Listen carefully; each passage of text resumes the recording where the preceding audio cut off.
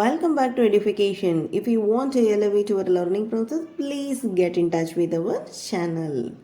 இன்றைக்கி நாம் இதை செஞ்சால் உனக்கு நல்லது, இந்த ரூட் வேணாம், வேறு ரூட்டு தான் நமக்கு கரெக்டாக இருக்கும், வெளியே போகாமல் இருக்கிறது நல்லது, நல்லது நல்லது நல்லதுன்னு நம்மளோட ஒரு ஸ்ட்ராங்கான அட்வைஸ் இல்லைன்னா ஒரு வார்னிங்கை அடுத்தவங்களுக்கு கொடுப்போம் இல்லையா.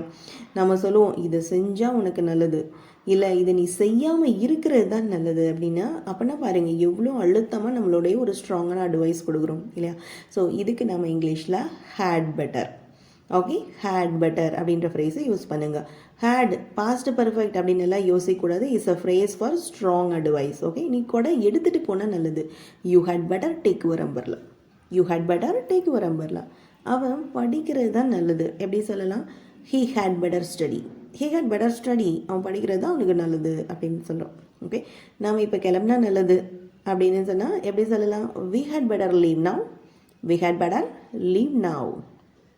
நைட்டு வெளியே போகாமல் இருக்கிறது நல்லது. எப்படி சொல்லலாம்?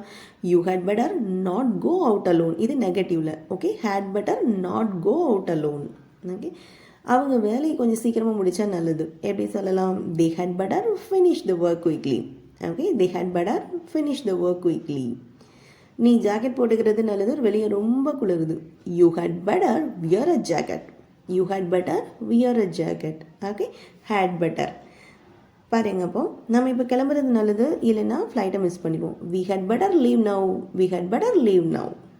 ஓகே, உங்களுக்கான கொய்ஸ், இந்த வயரை தொட்டால் பிரச்சனை வரும், இந்த வயரை தொட்டனா பிரச்சனை வரும். எப்படி சொல்லலாம்? உங்களுடைய ஸ்ட்ராங்கான அட்வைஸ். Okay, thank you.